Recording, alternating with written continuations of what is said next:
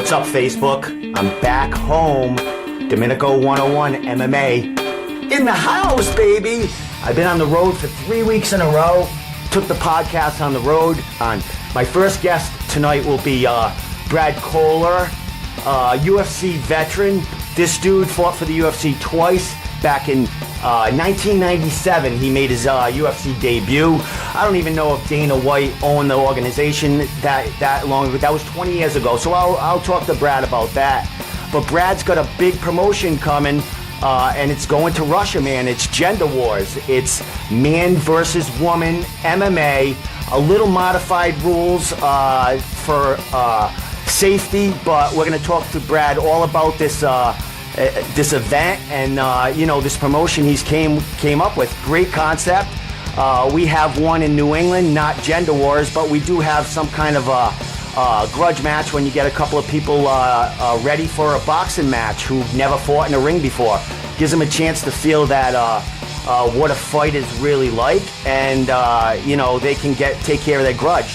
As far as Brad's promotion, it's basically a man versus a woman, and they're going to be pretty much in shape for these fights. The woman will be in a little better shape, I do believe, because the man are usually guys, couch potatoes, keyboard warriors that think they can beat up a girl who's properly trained to fight in I don't even know where this fight's going to take place. We're going to get all that information out of Brad. I'm really, really intrigued about this event. It's happening January 12th. We're going to have Brad on in about 10 minutes talking all about this event.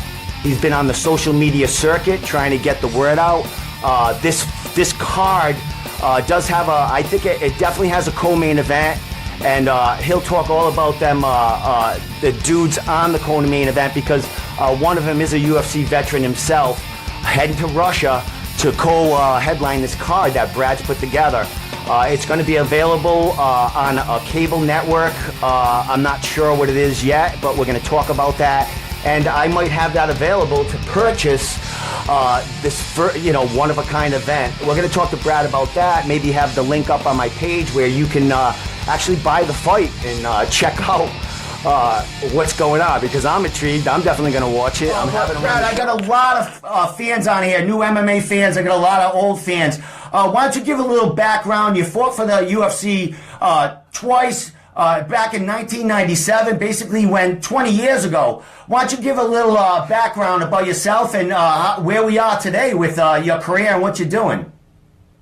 Well, yes, I fought 20 years ago, and now I'm an old man. So it was a fun little ride there. I started late in my career at 33 years old, and so it was very short, short roller coaster ride, I guess you want to say, because I started off pretty good, and then it just started kicking in. The age started kicking in, and I actually fought until I was 48. About 5-6 years ago, and then it's just I got too old, man. It was just I love the sport more than anything else. Love the camaraderie. Back in the day when it was you're traveling everywhere and you're meeting so many people. It was just so much fun, man.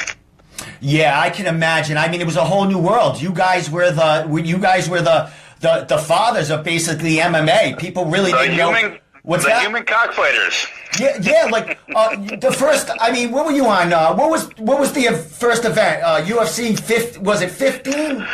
UFC 15.5. But I had 11 fights before that, where most of them were bare knuckles with headbutts. So, and then my first tournament was 8-man tournament. Then I had 2 4-man tournaments. So back when it was, there wasn't a boxing commission that ruined the sport, and that were basically the communists of MMA. So MMA's changed since they've got involved with it, and some people think it's good for the sport, some people think it's bad for the sport. My personal opinion is, they should get the fuck out of the United States and let us just fight. There you go, my friend. Yeah, I mean, fighters want to fight, man, and they know how to run things. You know what I mean? You guys have been doing it for over 20 years, so they should be listening to you guys, if anybody. You know what I mean? Well, when they took away the tournaments and started handing out belts, and I don't want to knock the UFC or Bellator or anybody, but it's hard to really justify and crown a champion when you have 3 months rest or 4 months rest between fights. How you crown a champion is a 4 or 8 man legitimate tournament with the top guys. That's how you did in the old days. That's how you knew when a real badass came to fight. You think about special shout out to my one of my best and oldest, dearest friends, Mark Coleman. It's his birthday today. Happy birthday, Mark. I would imagine everyone out there, you better know Mark Coleman. And if you don't, you better Google him or YouTube him right now because he's all over the place. I met Mark Coleman a couple of times in Boston when UFC came to Boston and when they had the big fan expo here. Nothing but a great guy. Talking to him, he was very personable. He was hanging out with a bunch of just fans. Really good guy. Yeah, he tells some great stories. He's actually cornering Wes Sims, 9-time UFC veteran Wes Sims, in Gender Wars January 12th, fighting Travis Hughes. So that's a pretty big heavyweight matchup right there. And I'll tell you what, both these guys are in phenomenal shape. They sent me some training videos. Travis Hughes was doing like 25 reps with 405 on the deadlift and just killing it. I saw some of the workouts that Wes Sims was doing, getting ready for this too. These guys are going hard for this. This is kind of like their comeback to let people know they're still ready to fight and still have it in them. Yeah, and Wes Sims, talking about people I met him at the same fan expo, and he was hitting one of those punching bag meters, and he was like him and Araya Faber, who couldn't even reach the thing. They were slamming. They were slamming that thing. But Wes, he's a character. He was on the Ultimate Fighter show. Fight for Frank Mir, correct? Yes. Yeah. Great guy. A hell of a character, that's for sure. And now you talk about he's coming back, and he's now. We're on to your event now. You got this event going on in Russia on January 12th. It's called Gender Wars. Let's talk about how this came up, what it's all about, and where the concept came from. Well, there was a couple guys that wanted to put on another boxing show that kind of mimicked the Mayweather McGregor fight, and they were talking about Miocic and that Parker out of the UK of a big thing, and they're talking about paying these guys like $25 million a piece to fight. I started laughing at them in this meeting, going, "We expect to lose a lot of money on that show." Yeah. Neither one of these guys can draw $25 million, let alone the both of them together. Yeah. And don't get me wrong. Again, I'm not knocking these guys. Are great fighters. But they're just not the McGregor or the Mayweather where they can talk up that game. Exactly. As right. People, they're not needle movers, as you're saying, right? No, they're real deals. Yeah. They're very humble fighters, very good humble fighters, but nothing like these trash talkers like McGregor and Mayweather, which are also still good fighters. It's just they talk a lot of shit, and which is good for the sport and also good for their pocketbook,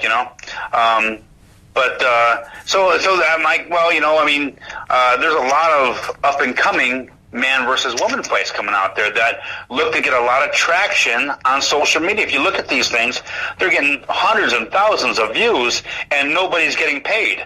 I go, how about we do this, and I put together a business plan, and we had the number cruncher guys put this thing together, and they thought this would be a much bigger event, and I says, let's give the average people a chance to win some money. Let's get.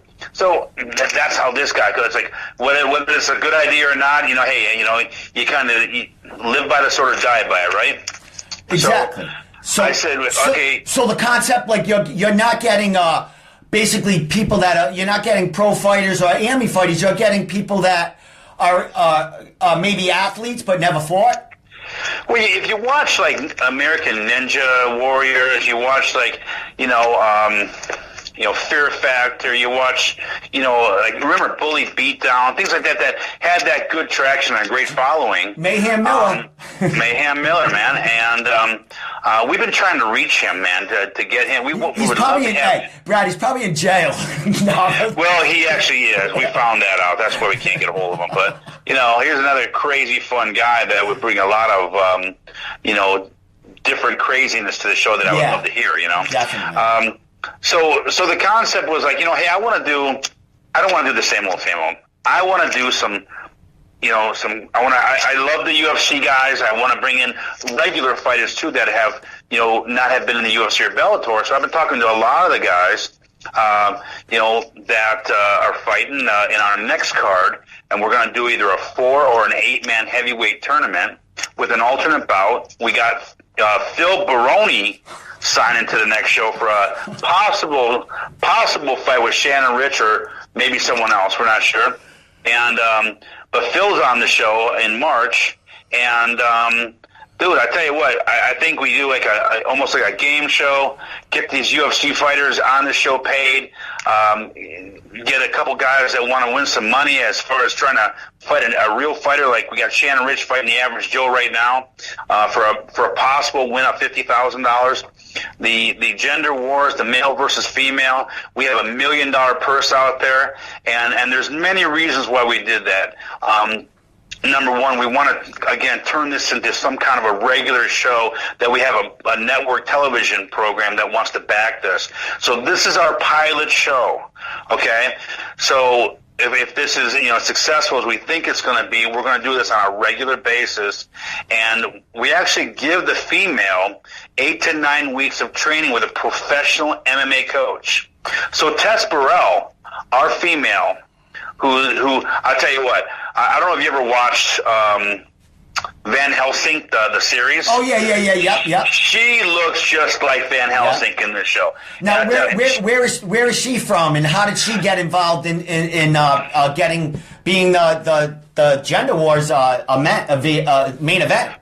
Well, we did a couple of podcasts where went live on the Caveman Corner and also My MMA News, and we did a contest looking for a tough CrossFit fitness and instructor type of housewife, that wants to fight. And we had about 30 contestants actually from around the world. Most of them were already pros, and we had some great lady fighters that definitely have already proven themselves in the cage, in the ring.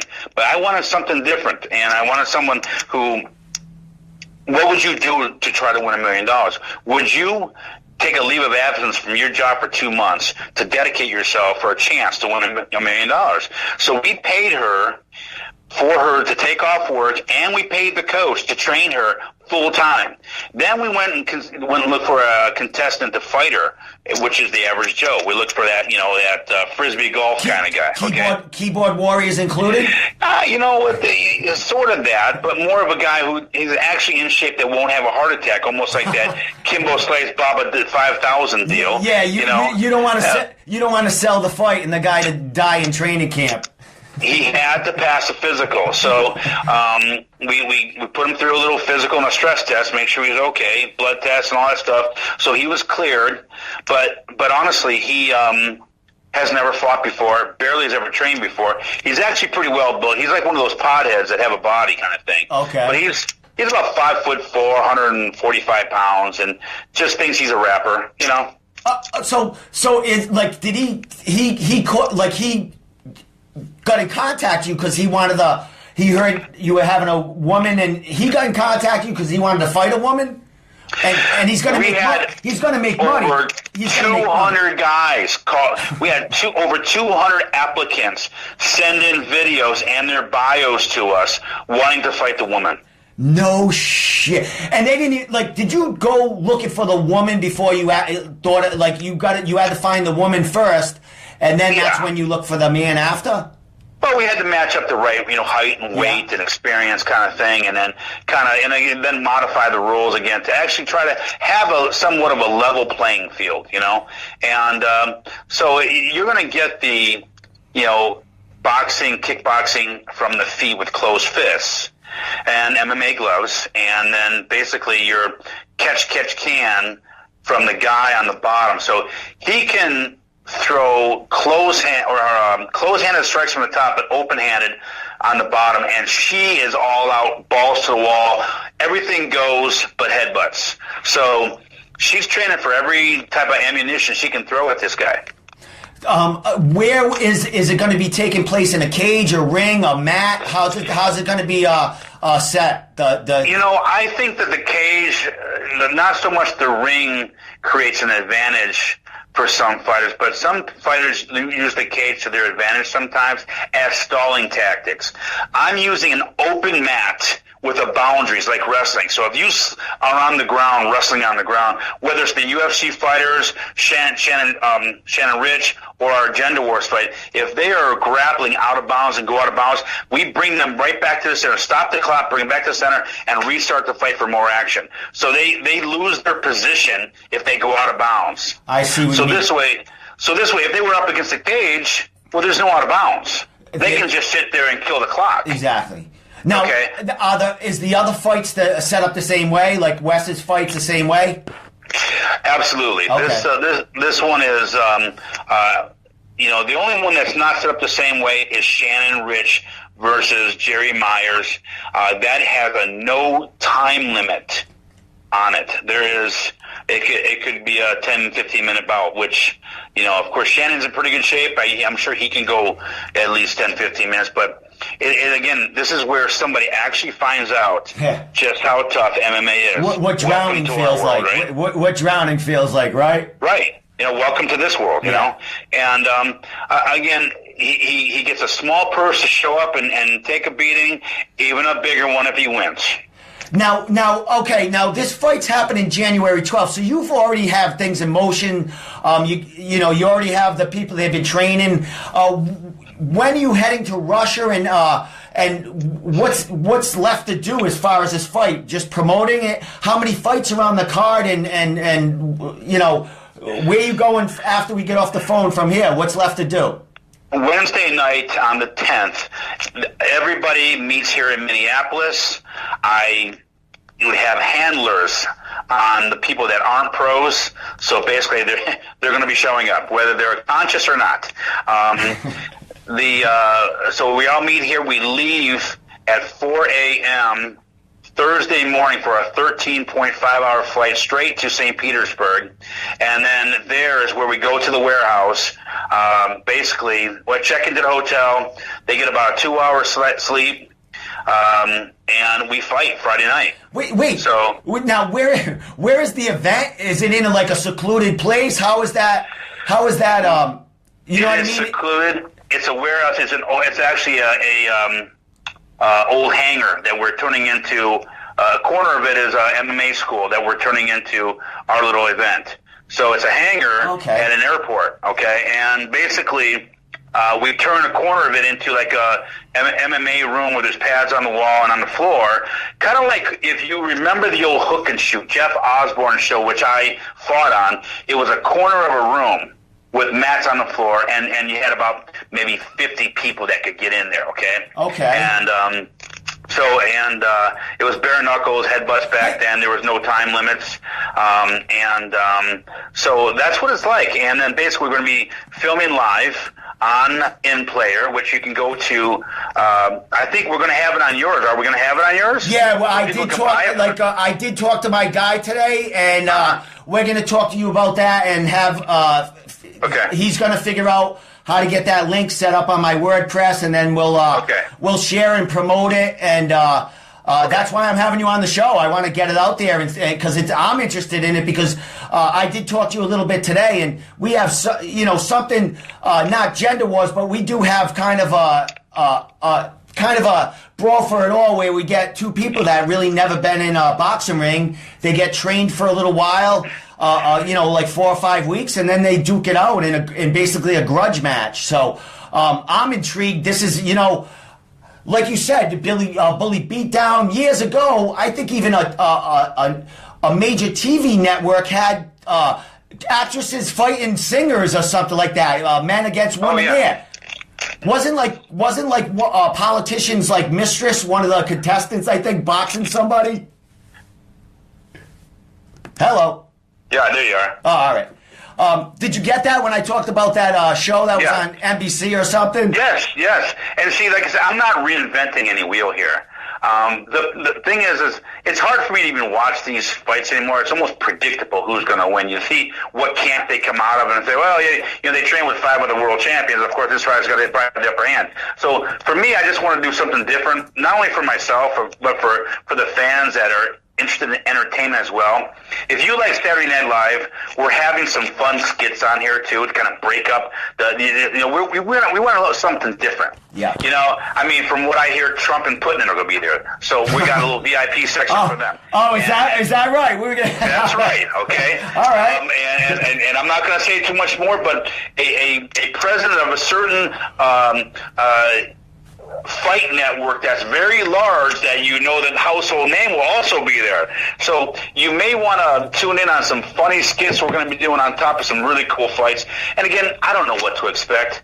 I just want to have some fun, get the guys that are UFC veterans some fights, bring Mark Coleman back into the limelight too, see him back out there, give some people an opportunity to win some money, change their lives a little bit, and all in all, maybe put on a good show, Yeah, I'm definitely looking forward to it. When you contacted me, a week or two ago, and you told me about it, man, I light bulbs went off in my head. And you and I did talk about it because you could get a lot of negativity because it's a man versus a woman. But you did talk about there's a lot of that going around. You put that on YouTube, like you said. It's happening in Brazil, and these are competitive fights. You did, I would say a month ago, there was another thing out there that a keyboard warrior wanted to fight an MMA girl. At 155 pounds, she could weigh in at 155. He'd be 155. She'd kill the guy if he has no training. So, yeah. Again, there's one in Florida, January 6th. That's a boxing match of some computer guy and a trained professional film. And again, hey, more power to her. I mean, who am I to say who can do whatever they want to do in their life? It's not my life. I don't walk in their shoes. If they enjoy what they do, let them go. Exactly, and like you said, I mean, it's going to be evenly matched, and I would imagine safety is a number one factor for you there, right? No, absolutely. That's why we modified the rules, making sure that the fighters are coming in condition. We give them enough time to prepare themselves. That no one's going to be in any type of cardiac problems or anything like that. I know that Shannon's guy basically. He's just a weightlifting kind of guy. He's probably just running. I don't know if he's doing any training whatsoever, but Shannon's really picked up the pace. He's brought professional trainers in to train with him and get him ready because he knows this is a no time limit. And I tell you what, anybody can get knocked out. Shannon's 47 years old. Okay, this other guy's 37. There's a big difference there, gentlemen, ladies. That's a lot. It takes a lot. When you're older, longer to heal and recover than these younger guys. And I tell you, you get to about 40 years old, that's when your body starts really starting to fail you in this sport. Excellent. This is I'm totally intrigued. Now, Brad, are all the people that are fighting in this event? They're going to be they're traveling with you. They're all from the USA, or you're taking the whole event with you, and they're just setting it up in Russia for you, correct? Yeah, I just didn't know enough fighters over there or in the UK area to really guarantee that this show is going to happen. I mean, there's people who say they want to fight and then they don't show up. I want to make sure that if someone buys this show, everybody's accounted for. They are going to be there. So, yes, I'm hand-holding everyone on this show, including the cornermen. There's nothing wrong with that, man. Like you said, they're all going to show up. What's the purses like, if you could talk about that? What are they fighting for as far as, because, we did talk earlier, you got a 3-fight contract, right? To have 2 more shows after this. So you're going to be getting a lot of play, fighters coming out of the woodwork who can't get maybe a fight in the UFC, Bellator, or one of these small organizations where they can come to your event and, fight another fighter that's having the same problem. There's a lot of fighters out there with big names who just, people are not giving them any play at all. Well, there's just not enough space. Yeah. And that's where, I'd like to come in. That's why I'd like to do an 8-man tournament and say, hey, there's some legitimate cash. So on an 8-man tournament, or the 4-man tournament, we do like a $5,000 a show, second, $10,000 to win the second fight, $20,000 and like a $50,000 or $60,000 to win, and a bonus per round. So we do like if they did like 3 fights in an 8-man tournament and went 3 rounds every fight, they would get an additional bonus for that's a lot on a body. So things like that we're gonna do. There's also an alternate bout on that we pay $3,000 a show. I just do a guarantee. I try to find some fighters that are actually want to fight and do train. Not these guys just come for a paycheck. They want to come and fight. We had, not exaggerating, over 400 guys want to fight Shannon Rich. Unbelievable. It was hilarious, man. Everybody wants to kick the legend's ass. He's got over 225 fights, Yeah. So we're going to keep Shannon going on the show because, he's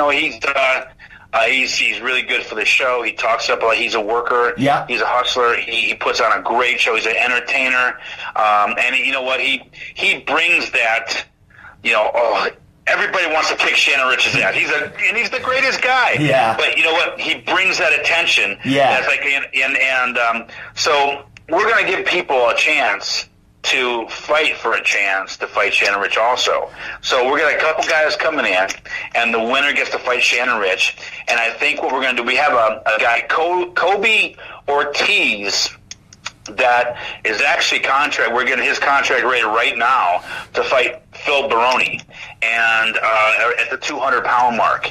So you're going to see former UFC champion Phil Baroni on the next show. At 200 pounds. What was he fighting at? Was he fighting at the end of his career? 170 or 185? I think it was 185. Yeah. I know he beat Dave Benet. And so I think Dave made him about 180 or something like that. All right, yeah. And he was, Phil Baroni. He's a big name. This shit's right up his alley, man. He loved. You know what? He's crazy too. So yeah. You can hit Phil, and believe me, you're not going to do any brain damage. That's going to be a brawl until someone drops. That's for sure. He's got a mug on him. You don't want to hit.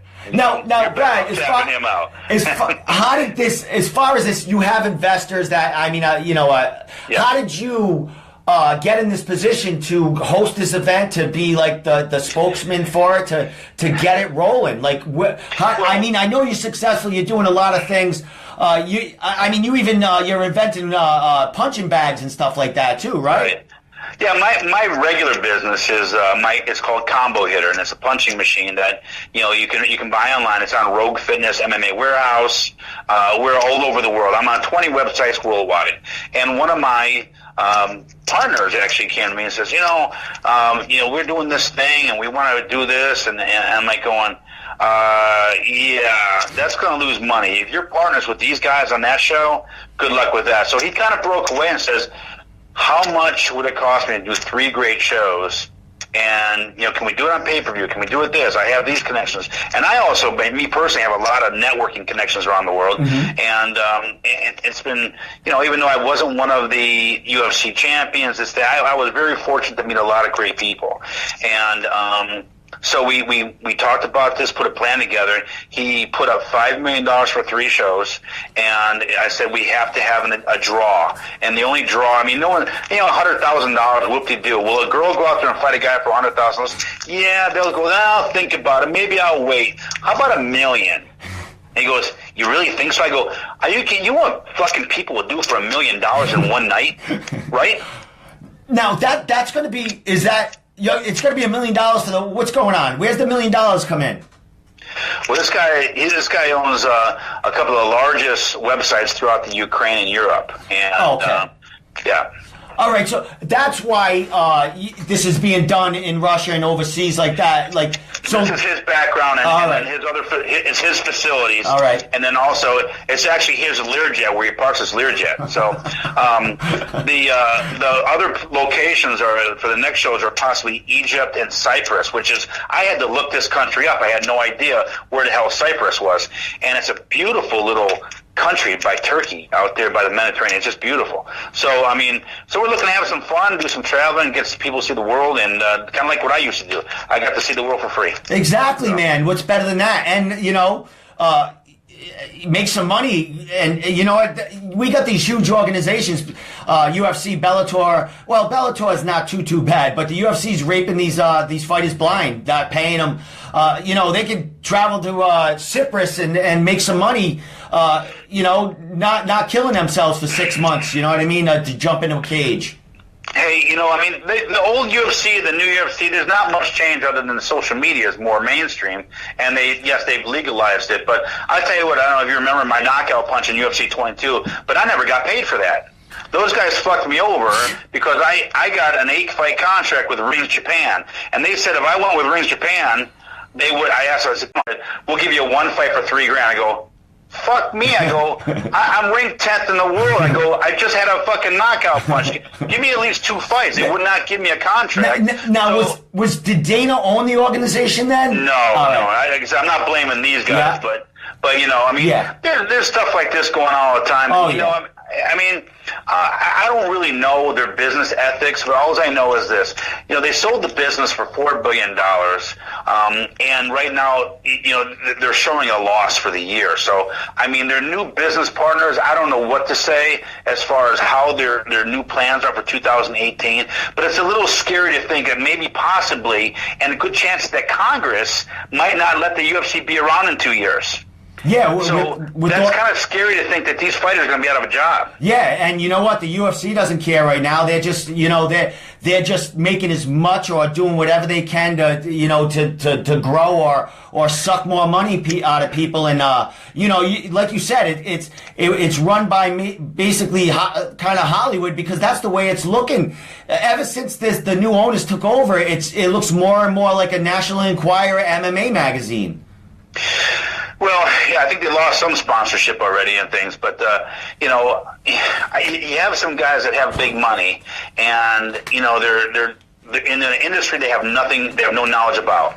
So, are they learning a hard lesson? Are they willing to take a $4 billion hit? I don't know, but it'll be interesting to see in the next few years what happens. I, for one, would like to see them succeed. I'm still a fan of the UFC. I'm a fan of Dana White, although I know he's got. He's a businessman. Yeah. And so, to me, I like Coker, too. I think he's done a great job with Bellator. And like Coker, he started with the same passion I'm starting right now. I want to do something different, That's all. Exactly. I don't think I'll get that big. I just want to have fun, get the guys working, and have a little game show. If we get picked up by a television network, great. If we don't, we're gonna put on 3 shows. There you go. You know what I mean? It's a new concept. There's always I would think there's an audience if you put this show on right and you do it right and you make it, you make it fan friendly, and like you said, you're going to be doing skits. You're going to add a little variety or something in there. How many fights are going to be that night on this first pilot show? On the pilot show, it's only 3 fights. That's why we have it at $8.95. AJ Hiller is also my partner on this, who's a very good. He's got several businesses in Pennsylvania. He has his own promotion as well as MMA signatures, where you can buy the athletes' autographs and stuff like that. So I have also Mark Mortensen, who you may not know Mark, but his brother Dave is the owner and president of Anytime Fitness. So I have some good people around me that are helping me make some good decisions. I'm hoping that this is only the beginning of some great things. And believe me, if anyone talks to you about me on Facebook, I respond to everybody. Yeah. If you eat and you got a great idea for me, hey, run it by me. I will respond to you. And I'm open to those things because, I just want to run a good show. Yeah. And if people after the show say, hey, I like this, I didn't like this, what made you laugh? What made you, want to be a part of the show? What sucked? Hey, I'm thick-skinned. I've been a fighter. Yeah. I had people call me. I had people boo me before. I don't give a shit. But, I would like to hear because we would like to make a good show. Excellent. And, yeah, well, you bringing the fighters and knowing that what you got taken with you for the event. And you're a hands-on guy, and like you said, you're making sure it's done right. You got 3 shows to work it out, And, I'm hoping this is the one that's going to blast you off, and I think it will. I mean, there's an audience for it. I know it's out there. You have all these people. You got all these people who actually want to fight.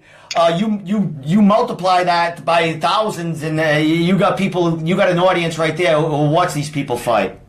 Well, Steve, earlier on, and when I was promoting here in Minnesota, and I had many fighters that took their fights from here in Minnesota and went into higher careers. I mean, you talking about, remember Roger Horta, Sean Shirk, Dave Monet, Tim Silva, and Robbie Lawler, Matt Hughes fought on me and Monty Cox's first show, Dave Monet, Jeremy Horn. I mean, I could go on. All these guys fought.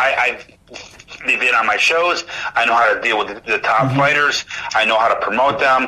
And basically, like I said, I worked with Monty Cox a long time ago. He was a good guy. And, now I have a legitimate combo hitter business that's doing well. And I really would like to kind of give back to the fighters a little bit. And now that I'm able to, get them working. Some of the guys that aren't able to fight, I'd like to get them on the show as, special guest appearance, cornermen, whatever you can do. Get these guys back in the limelight and get them paid. Excellent. And it'll only draw more and more fans because, bringing these old faces back and people look them up and they're like, some of these faces are what started MMA, what people are loving to this day. You know what I mean? Hey, Rico Rodrigo, me talked the other day. He's fighting actually January 20th on a show, and so he's making a comeback. So we talked about our mid-March show, and it's a possibility to have him on there as well. So I'm telling you, I'm looking for, the old guys that were champions or not champions. I mean, Travis View and Wes Sims, those are big guys. Yeah. Harry Moskowitz.